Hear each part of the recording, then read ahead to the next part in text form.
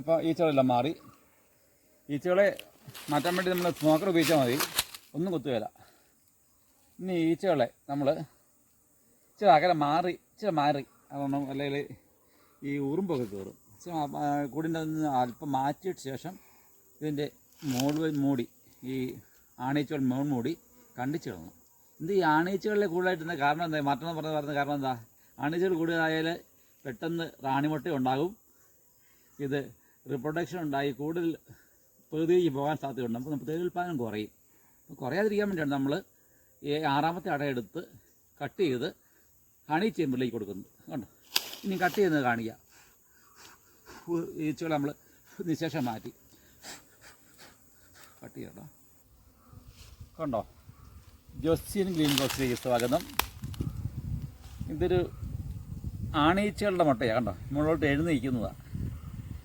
ഈ മുട്ടകളെ നമ്മൾ ഈച്ചകളെ മാറ്റിയ ശേഷം ഈച്ചകളെ ഒന്ന് കുടഞ്ഞാൽ മതി, പൊക്കോളും.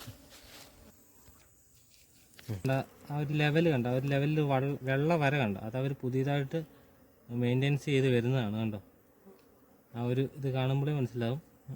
പകുതിയിൽ നിന്ന് മുകളിലോട്ട് പതിയെ പണിയാൻ തുടങ്ങിയതേ ഉള്ളൂ. ഇത് മുഴുത്ത സെല്ലുകളാണ്. ഇത് ആണീച്ചകളുടെ ആണീച്ചകളുടെ സെല്ലുകൾ ഉണ്ടാക്കാനാണ് അവർ ശ്രമിക്കുന്നത്, ആണീച്ചകളുടെ മുട്ടകൾ. അപ്പോൾ അവനെ നമ്മൾ മുറിച്ച് മാറ്റി ഹണിച്ചേമ്പറിലേക്ക് കൊടുക്കുകയാണ്.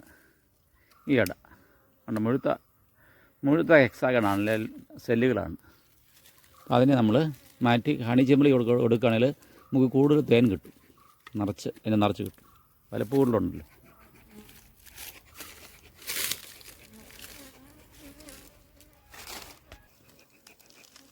കാലി ഫ്രെയിം ഇങ്ങോട്ട് ഇട്ടിട്ടുകയാണ് ഈ 6ാമത്തെ അടയിലേക്ക്.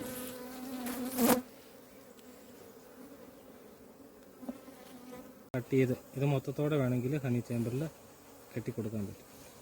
ഇത് നമുക്ക് അടത്തി മാറ്റണം.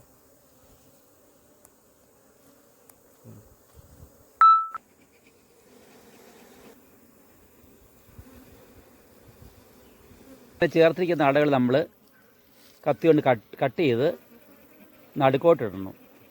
അത്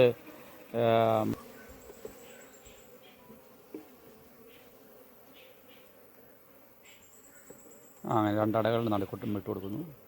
അപ്പം പെട്ടെന്ന് അവർ വർക്ക് ചെയ്ത്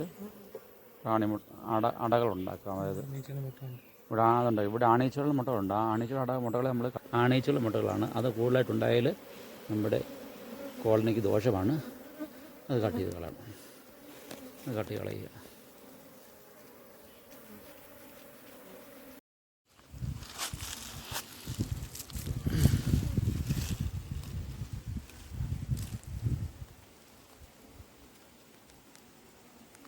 ഈ അട നമ്മൾ മൊത്തത്തോടെ കൊടുക്കുകയാണ്.